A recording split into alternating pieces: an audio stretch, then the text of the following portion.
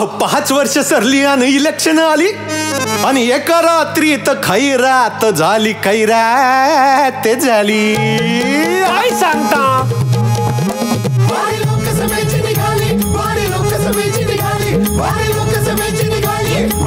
नमस्कार नमस्कार नमस्कार मंडळी, मी आलेलो आहे द्राक्ष आणि रुद्राक्षच्या शहरामध्ये, म्हणजे नाशिकमध्ये मी आलेलो आहे.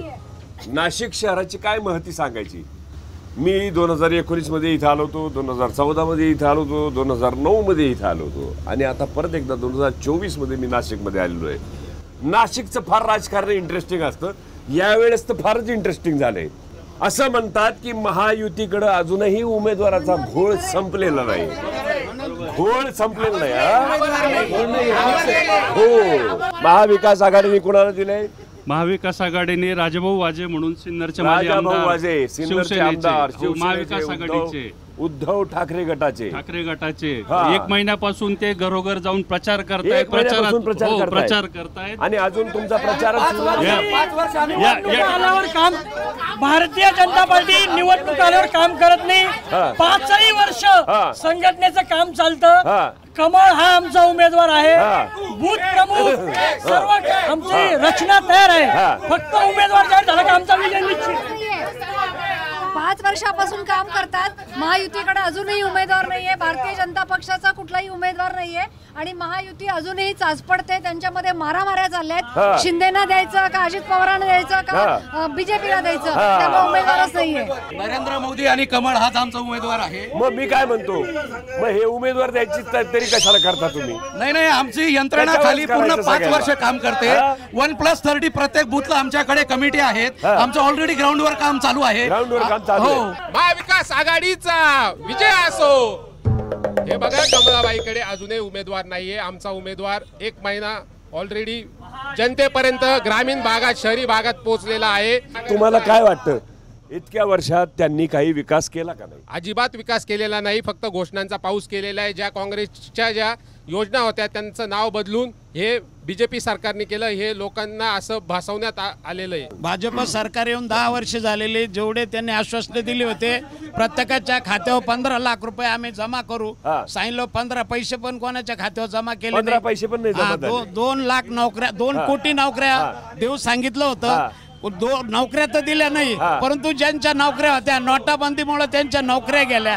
शेतकऱ्यांचं उत्पन्न डबल करू म्हटले होते, शेतकरी आत्महत्या करून राहिले. कांदा निर्यात बंदी केली. सर्व शेतकऱ्याचा काना मोडायचं काम या ठिकाणी या सरकारनं केलेलं आहे. असं काही झालेलं नाहीये. महायुतीकडे उमेदवार नाही असं हे असं म्हणतात. महायुतीकडे 4 उमेदवार आहे. 20 तारखेला आहे ना मतदान, त्याच्या आधी तारीख तयार करा कोणतरी माणूस. 20 तारखेच्या आधी करा, बाकी काही म्हणू नाही. देवा नमस्कार. जय श्रीराम. जय श्रीराम. धर्म की अधर्म का, क्या बात आहे. लोकशाही. स्वामी महाराज, असे स्वामी महाराज आमच्या गाडीत बसण्याची चौधरी असं करू नको. अशा स्वामी महाराजांशी बोलण्याची आमची पहिलीच वेळ आहे. तुम्ही एकदम सगळं सोडून इथं कसं काय आले? ही जी भूमी आहे सब भूमी गोपाल की आहे आणि सगळ्यात महत्वाचं ही दक्षिण काशी सुद्धा आहे. प्रभू रामचंद्रांची भूमी आहे. ही कष्टकरी शेतकऱ्यांची भूमी आहे. त्यामुळे या भूमीमध्ये आध्यात्मिक हिंदुत्वाबरोबर राजकीय हिंदुत्वाची सुद्धा ही जन्मभूमी आहे. सावरकरांची भूमी आहे आणि मोदी गॅरंटीसाठी आम्ही काम करत आहोत. धर्म क्षेत्र, तीर्थ, पर्यटन विकासासाठी आम्ही काम करत आहोत. मग मला सांगा, मोदींना एक उमेदवार मिळत नाहीये, तुम्हीच का उभे राहत नाही? आम्ही आहे ना. तुम्ही हे बघा, हे मला कसं कळलं बघितलं का? आतला एक वेगळाच विषय. तुम्ही उभे राहणार आहे. तुम्ही राजकारणात काय करणार? पक्षश्रेष्ठींनी आम्ही राजकारणात काय करणार याहीपेक्षा काय करू शकतो हे फार महत्वाचं आहे. काय करू शकता? आम्ही धर्मशास्त्राबरोबर, उपनिषदांबरोबर, रामायण असेल, महाभारत असेल, याचं सुद्धा सखोल ज्ञान आमच्याकडे असल्या कारणाने एक राज नेतृत्व करणारा, समाज नेतृत्व निर्वहन करणारा कसा असला पाहिजे, एक आदर्श राजा कसला असला पाहिजे, नेता कसा असला पाहिजे. आणि याचं एक उत्तम उदाहरण म्हणजे योगीजी आहे. योगीजींनी काम किती छान केलेलं आहे. नमस्कार. नमस्कार. जय श्रीराम. तुम्ही पण उभे आहेत? हो. तुम्ही दोघे उभे आहेत? कसं काय? तुमच्या दोघांमध्ये पण एकी झाली नाही? म्हणजे धर्मामध्ये पण एकी नाही, राजकारणामध्ये पण एकी नाही. नाही यांची एकी मी बघितली. यांचे हे आत्ता दाखवायला असे वेगवेगळे असतात, संध्याकाळ झाली की एकत्र येतात ते. आम्ही पण तसंच करतो. तसंच करतो संध्याकाळी. संध्याकाळी नाही, आपण बघतोय की नाशिकचा विकास हा गेल्या 10 वर्षापासून कुठल्याही पद्धतीचा झालेला नाहीये. आणि नक्कीच हे म्हणतात ते भाजपचाच होता. नक्कीच आपण बघतोय की नाशिक ही तीर्थभूमी, कुंभभूमी आहे. परंतु सध्याच्या स्थितीला नाशिकचं शहर हे एमडी ड्रग्सचं कॅपिटल म्हणून ओळखलं जाऊ लागलं. एमडी ड्रग्सचं कॅपिटल, काय देवा, काय मोठा विषय काढला तुम्ही. या नाशिकमध्ये तरुण व्यसनाधीन होत चालले. एमडी ड्रग्स सारखा प्रकार हा नाशिकमध्ये खुलेआम चालू आहे. आणि यामध्ये मोठी भावी छोटी भावी काय प्रकरण आहे हे महाराष्ट्राच्या जनतेसमोर आलं पाहिजे. शाळेमधल्या मुलाकडे ड्रग्ज सापडतं, इकडे शिक्षक सांगतात की प्रतिज्ञा घेतात. आणि अशी परिस्थिती या नाशिकची असेल आणि यांना उमेदवार देता येत नाहीये. त्यामुळे ही परिस्थिती खूप विदारक आहे. दुसऱ्यांचे पक्ष चोरून, अरे काय रे तू आता येणार का निवडून? आता जनताच तुला टाकेल चिरडून. हे बघा, यांनी सत्तेत येण्यापूर्वी घोषणांचा पाऊस केला होता की आम्ही 2 कोटी रोजगार युवकांना देणार. काय झालं रोजगारांचं? आज रोजगार बेरोजगार होऊन दरवर्षी आपल्या देशातून 10 लाख तरुण हे फॉरेनला जातात परदेशात शिक्षणासाठी. का तर आपल्या देशात बेरोजगारी वाढलेली. हुकुमशाही आता सध्या देशामध्ये हुकुमशाही चालू झालेली आहे. विरोधक कोणी काही सरकारच्या विरुद्ध बोलायला गेलं का त्याच्या मागे ईडी लावल्या जाते, त्याच्या मागे सीबीआय लावल्या जातं, त्याला जेलमध्ये टाकलं जातं. आणि अशा प्रकारे जर चालत असेल आणि या ठिकाणी संविधान मोडीत काढायचं काम या सरकारनं सुरू केलं. महिलांवर होणारे अत्याचार यावर हा सरकार का गप्पा आहे? महिलांवर होणारे अन्याय, अत्याचार, मणिपूर मध्ये झालेली घटना, महिला पट्टूवर झालेला अन्याय, या गोष्टींवर का गप्पा आहे? हे सरकार कायदा सुव्यवस्थेच्या बाबतीत देवेंद्र फडणवीस अगदी स्ट्रिक्ट आहे. महिलांवरील अत्याचाराचा रेशो कमी झालेला आहे. वंचितचे कोण उभे आहेत? करण भाऊ गायकर मान्य उभे आहेत. वंचितचे करण भाऊ गायकर उभे आहेत. त्यांनाच प्रश्न विचारतो, करण भाऊ यांनी काही विकास केला का नाही, का नुसत्याच गप्पा मारायला? हे बघा, या शहरामध्ये शेतकरी, सहकार, शिक्षण, आरोग्य आणि पर्यटन या विषयावर चर्चा होणं गरजेचं आहे. हे सगळे लोक काय करतात? धर्मवाद, जातवाद, प्रांतवाद. अरे बाबांनो, या जनतेला काय पाहिजे? याच्या तरुणांना त्यांच्या हाताला काम पाहिजे. या शहरामध्ये डेव्हलपमेंट काय? झिरो. हे स्मार्ट सिटी करायला निघाले. अहो, स्मार्ट सिटी कुठं केली पाहिजे? ज्या ठिकाणी झोपडपट्टी आहे, जिथं सुविधा नाही तिथं केलं. हे कॉलेज रोड सारखे रस्ते उखडवतात, हे कलेक्टर ऑफिसचे रस्ते उखडवतात आणि त्या ठिकाणी शहर स्मार्ट करायचं धोरण आखतात. हे सगळा गौड बंगाल चाललाय. यांच्याकडे विजन नाही. आता मागे नाही बघायचं, आता पुढे बघायचं सगळ्यांनी. आता विकास झाला पाहिजे आणि शेवटच्या माणसापर्यंत विकास गेला पाहिजे. किती वर्षात?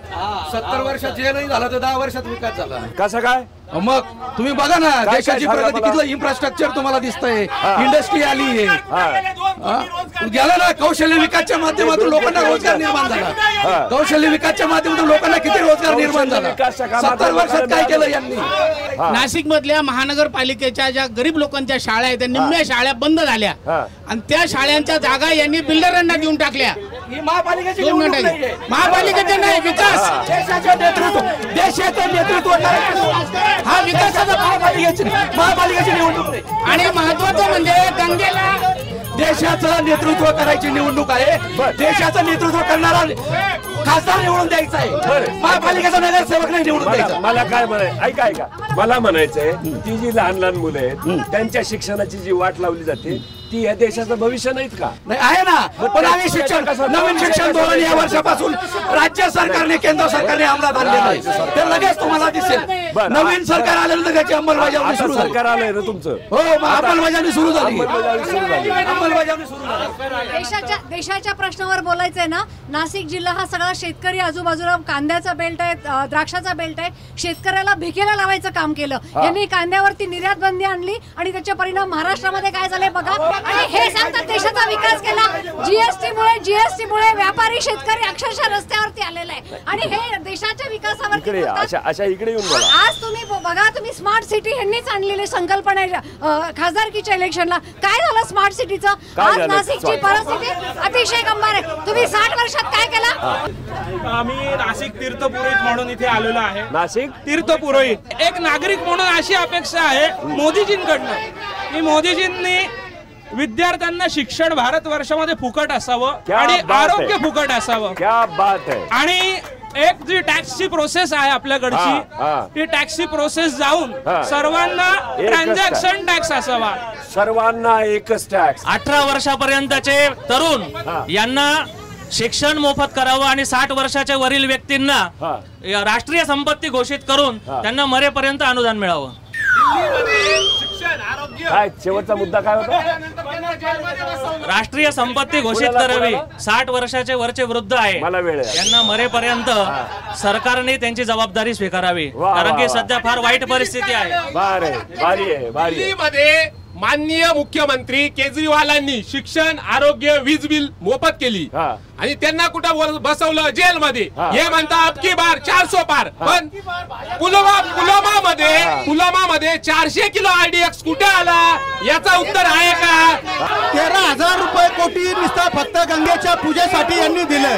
तर आता या पूजा करून लोकांचं भलं होणार आहे का? हे पूजा करून लोकांचं भलं होणार आहे का असं म्हणतात? बिलकुल भलं होणार आहे. पुढे नरेंद्र मोदीजी या ठिकाणी देशाचा पहिला पंतप्रधान आहे ज्यांनी राम मंदिराच्या अगोदर नाशिक मध्ये काळाराम मंदिराला भेट दिली, गंगेला भेट दिली आणि जसं उज्जैनचं जसं प्रसादाच्या माध्यमातून विकास झाला तसा नाशिकचा सुद्धा या निवडणुकीनंतर विकास होणार आहे. या ठिकाणी राज्यामधलं महाविकास आघाडीचं सरकार भारतीय जनता पार्टीनं पाडलं. राष्ट्रवादी फोडली, शिवसेना फोडली, 2 पक्ष फोडले, ईडी, CBI यासारख्या गोष्टींचा वापर करून काँग्रेस, शिवसेना, राष्ट्रवादी हे सगळे पक्ष फोडले आणि हे केलं. यांचे जिल्ह्यामध्ये 5 मंत्री आहेत, केंद्रीय मंत्री आहे भारतीय जनता पार्टीचा, संकटमोचक आहेत, दत्तक मंत्री म्हणून या ठिकाणी फडणवीस आहेत. महाराष्ट्रामध्ये भारतीय जनता पार्टी शिवसेनेला महाराष्ट्राच्या जनतेने सत्ता दिली. उद्धव ठाकरेंनी गद्दारी केली. नाही गद्दारी कोणी केली? यांनी सगळे पक्ष फेडले, सगळ्यांना जेलमध्ये टाकलं आणि सगळे घरं फोडण्याचं काम. यांनी जनादेश नाकारल्यामुळे त्यांना अद्दल घडवली. फक्त 1000 भारतीय जनता पार्टीचे कार्यालय देशात झाले. हिंदू हृदय सम्राट म्हणायची लाज वाटते. हिंदू हृदय सम्राट म्हणायची लाज वाटते उद्धव ठाकरेंना. मंडळी, आपण इथे आलेलो आहोत. आपण जाऊया इथल्या काळारामाच्या मंदिराला भेट देऊया. काळारामाच्या मंदिराला भेट देऊन रामासमोर मला माझं गारणं मांडायचं. आपण जाऊया पुढे. तुम्ही बघत राहा महायात्रा वारी लोकसभेची.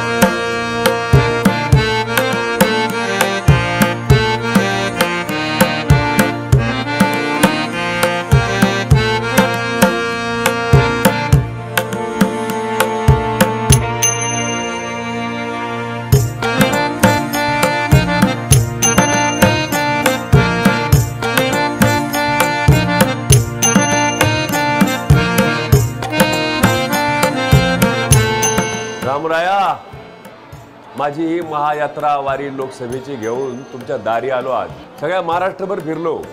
दर 5 वर्षांनी निवडणुकीच्या वेळेस आम्ही ही वारी काढतो. सगळ्या राज्यकर्त्यांना, त्याच्या कार्यकर्त्यांना, नेत्यांना सगळ्यांना गाडीत बसवतो. माझ्या गाडीत आता कलकलाट हा नित्याचा झाला आहे. रामराया, गोंधळ, हंगामा, एकमेकावर आरोप प्रत्यारोप हे माझ्यासाठी सगळं नित्याचं झालं. रामराया, तुला समर्थाची चौपदी तर माहितीच आहे. समर्थांनी तुझ्याकडे काय मागितलं? कोमल वाचा कोमल वाणी दे रे रामराया. जेव्हा जेव्हा मी ह्या सगळ्या राजकारणातल्या नेत्यांना, त्याच्या कार्यकर्त्यांना माझ्या गाडीत बसवतो आणि विकास म्हणजे काय, जनतेचं भलं कशात आहे याची चर्चा करण्याचा प्रयत्न करतो, तेव्हा तेव्हा मला खरं मनापासून असं वाटतं रामराया की जे समर्थांनी तुझ्याकडे मागितलं ते यांना न मागता तू दे. कोमल वाचा दे रे रामराया, हितकारक दे रे राम, जनसुखकारक दे रे राम, अंतरपारखी दे रे राम, बहुजन मैत्री दे रे राम. रामराया, समर्थांनी तुझ्याकडे सज्जन संगती आणि अलिप्तपणा मागितला. रामराया, तुला एक गोष्ट सांगतो. आता जेव्हा मी ही सगळी वारी घेऊन फिरलो ना, या वारीमध्ये वेगवेगळ्या पक्षांच्या घोषणेबरोबरच तुझ्या जय जय करायची भर पडली. हे सगळे रामयुग आलंय म्हणतात देवा. तू एकदा माझ्या एसटीत येऊन बघ, म्हणजे तुला कळेल काय अवस्था आहे. अर्थात तुला एसटीत यायची काय गरज, तू सगळं जाणतोसच ना. पण मला तुझ्यासमोर आज मन मोकळं करायचंच आहे. हे राजकारणी कपडे बदलल्यासारखे पक्ष बदलतात. म्हणजे हे असं म्हणतात की राजकारणामध्ये मतभेद असावेत पण मनभेद असू नये. राजकारणामध्ये ह्याच्या पलीकडची एक मैत्री असावी. ती मैत्री हे नेहमी जपतात. पण मला प्रश्न असा पडतो की यांची ही मैत्री नेमकी कशाबरोबर आहे? सत्तेबरोबर आहे? खुर्चीबरोबर आहे? का ज्यांच्यासाठी यांना निवडून दिलं जातं त्या लोकांचा यांना विसर पडला आहे? त्यांची मैत्री यांच्या डोक्यात कधीच नसते ना. हे कधी जनतेच्या दुःखाचा विचार करतात ना कधी ज्यांनी यांना मतं दिली त्यांचा विचार करतात. त्यांचा हात आणि त्यांची मैत्री यांनी तर कधीच नाही. पण तुझ्या चरणी एकच मागणं आहे, कोमल वाचा दे रे राम, विमल करणी दे रे राम. या सगळ्यांना चांगलं वागण्याची, चांगलं बोलण्याची, चांगलं बघण्याची, दुसऱ्याचं चांगलं व्हावं याचा विचार करण्याची बुद्धी दे. एवढंच तुला सांगतो. तुझ्या चरणी एवढंच मागणं आहे बाबा.